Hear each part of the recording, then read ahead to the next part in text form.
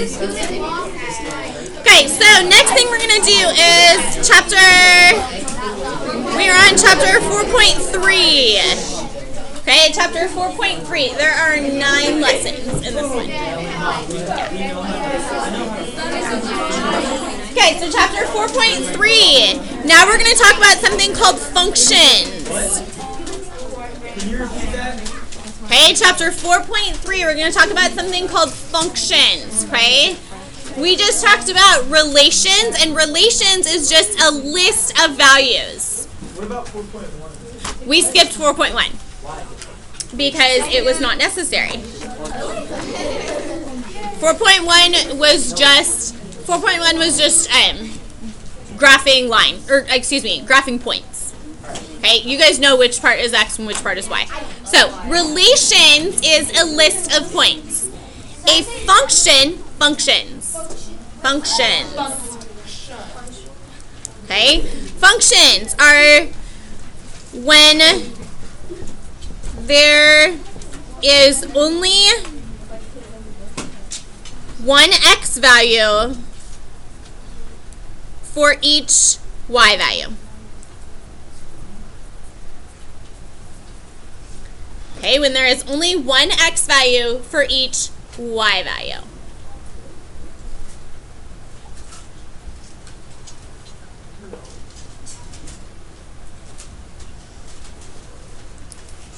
Okay, so this can get a little bit confusing.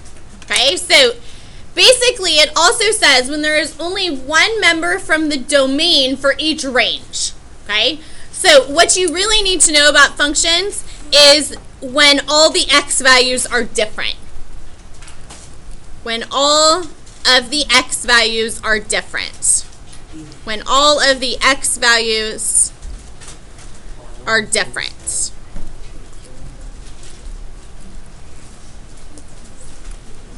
Okay, when all of the X values are different. Okay. We also need to know something about something called an independent variable.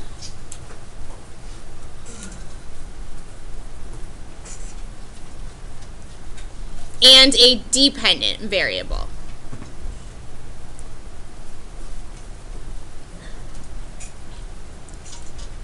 Okay, an independent variable and a dependent variable. Okay, first off, what's a variable? A letter. Variable is a letter that represents a number. Okay, what do you think an independent variable would mean? What do you think that means if something is an independent variable? Carolyn? Close. A letter that's by itself. Yeah. A variable that you can change. Right. Okay, so it's the variable that can change. Independent variable is the variable that can change.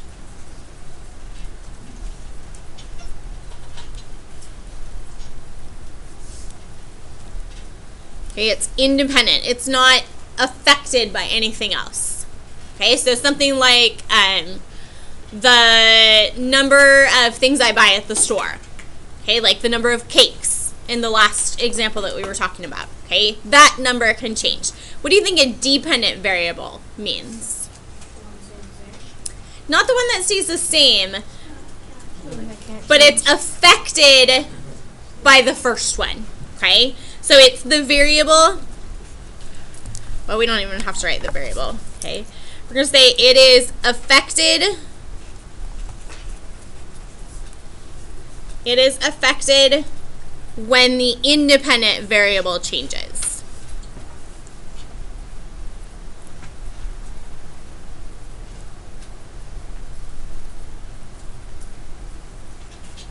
The dependent variable is the one that is affected when the independent variable changes. So basically, you're usually talking about cost for the dependent variable. Okay, we're almost always going to talk about cost.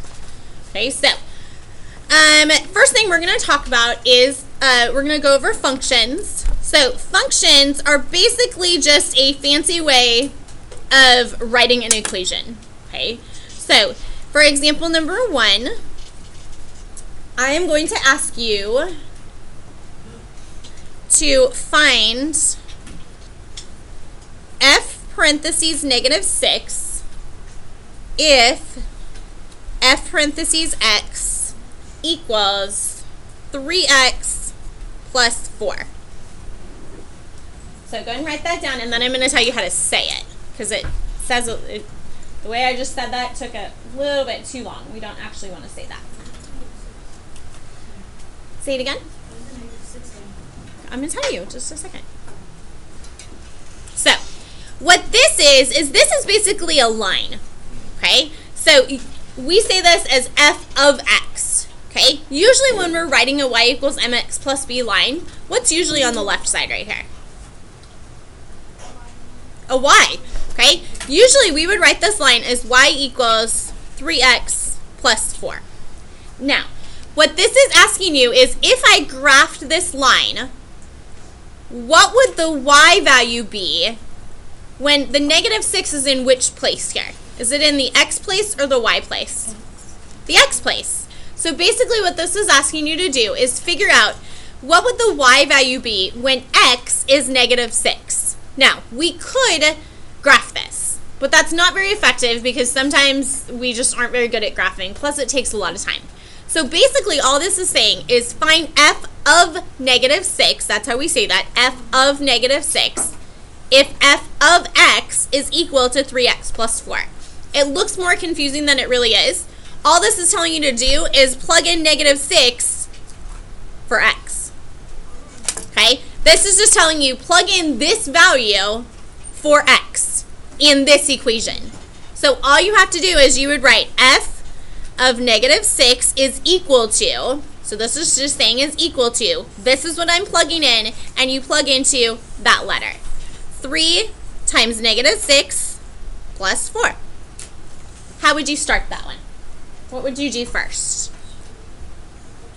Multiply, so what's 3 times negative 6? Negative 18, and then plus 4, what's negative 18 plus 4?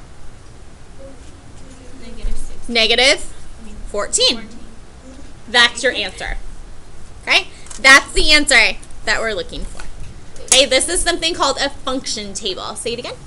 Can you go over that one again? We're going to do another one, yeah. Okay? Let's do another one just for practice. For number 2. Okay? I would like you to find, okay, let's find f of 2 if f of x is equal to x minus 4. F of 2 if f of x equals x minus 4. So what this is basically telling you is this is the number that you're plugging in. This is the equation that you're plugging into. So we're going to plug in 2 in for x. So f of negative 2, if I plug in negative 2, that's what that's saying. If I plug in negative 2, you would get 2 minus 4. So what would it equal? 2. What's 2 minus 4? Negative 2. Negative 2. That's your answer. That's it. That's your answer. That's what we have to do. That's what you have to do for that. All this is doing is basically plugging in. It should be. Okay? Try to not make this more complicated than it is. Okay? Because I know that I see a bunch of you guys looking at me right now like, no, this is way too easy. No, it's really supposed to be like that. Okay? You are not supposed to be doing something that is like crazy difficult. Okay? You're really not. So please try to not make this harder than it really is.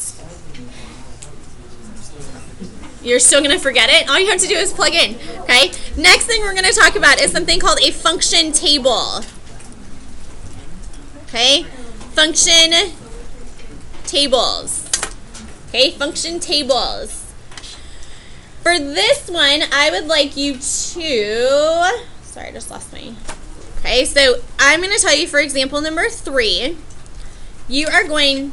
Let me look at your note or your homework just to make sure that I'm telling you how to do this. Okay, so we're going to say choose 4 values of x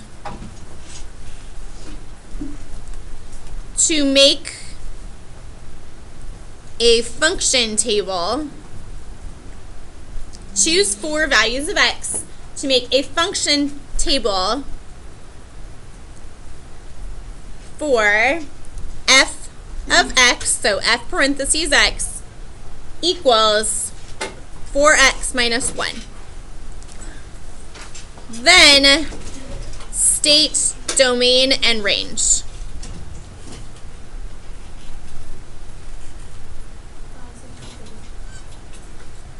Say it again. Seems complicated. It's really not. We're going to make it as simple as possible. So, when it asks you to make something called a function table, okay, make a function table. What we're going to do is we're going to have a column for x. Then you're going to have a column for the formula. So, f parentheses x, and we gave you the formula of 4x minus 1. Then you're going to have a column for f parentheses x. So this one is telling you what you're plugging in. So I want you to pick, let's pick 4 numbers to plug in for x. So just give me 4 numbers. 3. 1, 2, 3, 4. Okay. And a lot of people like to do 1, 2, 3, and 4. I'm not going to do 1, 2, and 3, and 4 because I want to do one positive number, a negative number, and at least a 0. So let's start with, let's just do like -2, 0, 1, and 2. Okay? I want to have at least one negative number, a 0, and then 2 positive numbers. You can do this. Okay. Then I actually want you to plug in. So if I plugged in -2 into this, what would that give me? That would be 4 times -2 minus 1. You should probably be able to do that in your head. What's 4 times -2 minus 1? Okay, what's 4 times -2? -9. I mean, -8. -8 minus 1 gives you what? -9. Wait, I'm lost on this. Okay, we're plugging in this number into this equation. Okay, guys, listen, okay? This is what we're plugging in right here. I didn't write the f parentheses part. Now I want you to plug in 0 into this equation. So 4 times 0 minus 1. What's 4 times 0? 0 minus 1, and that gives you an answer of what? -1. Gentlemen, stop. Then, plug in 1. So you want to do 4 times 1 minus 1. What's 4 times 1? 4 minus 1 would give you what? +3. Then we would do 4 times 2 minus 1. What's 4 times 2 minus 1? 8 minus 1, which is 7.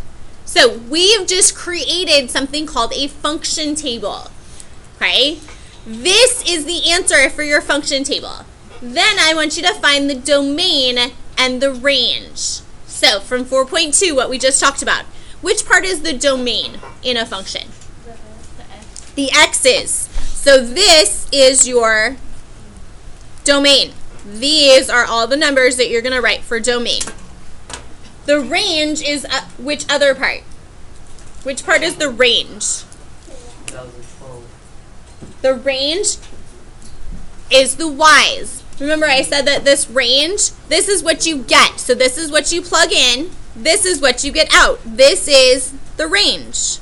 These are the numbers of the range. So all you have to do for the next portion to write your actual answer here is you write domain equals, and you write a list. -2, 0, 1, and 2. So you just write a list of what the numbers for the x part was. For range, you're going to do the same thing. Write a list. The range would be -9, -1, 3, and 7. And that's your answer. Okay, that's your answer. Domain, you're just writing a list of what you put in. Range is you're writing a list of what you took out. Questions? Do we need to do another one like this, or do we understand? Yes. We need one more like this. Okay, calm down, children. Is that all? Not just, we have one more type of question. Okay, let's do last type of question. You guys are fine. Calm down. Okay, number 4. Okay, last one. If I tell you there are approximately 770 peanuts. You spelled bear wrong. Thank you. Is that extra credit? There are approximately 770 peanuts in each jar of peanut butter. Thank you for correcting my spelling. There are approximately 770 peanuts in each jar of peanut butter. Okay? The total number of peanuts, P parentheses J, so peanuts in each jar, is a function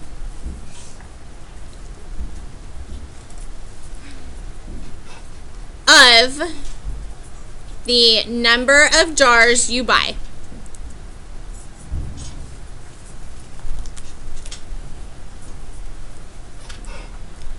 Okay? This is a function. So basically, the more number of jars of peanut butter you buy, the more peanuts you would use. Okay? So here, first thing I want you to do is identify the independent and dependent variables.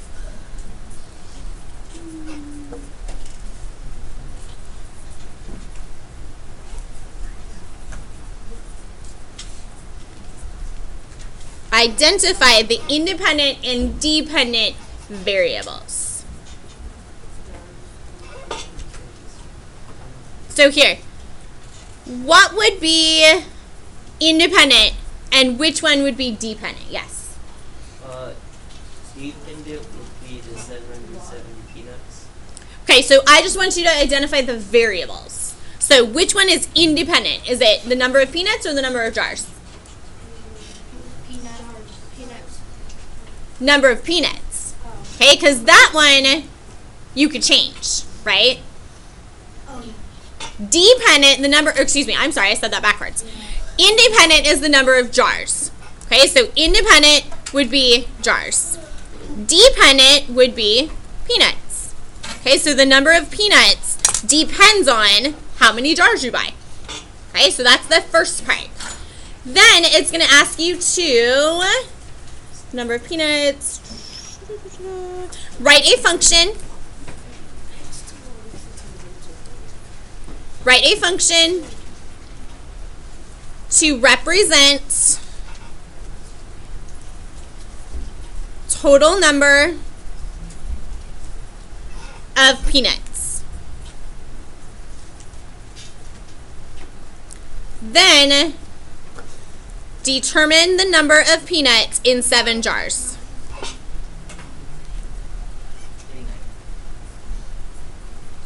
Huh?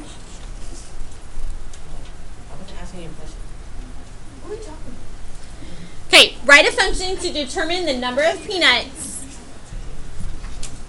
Write a function to represent the total number of peanuts, then determine the number of peanuts in 7 jars. So the number of peanuts, P parentheses J, would be equal to what? How many are in one jar? 770. So 770 times what? J. 1 jar. So the number of peanuts varies based on the number of jars you buy. So how would you figure out the number of peanuts in 7 jars? Where would you plug in the 7? Right. So P parentheses 7 equals, what would you do?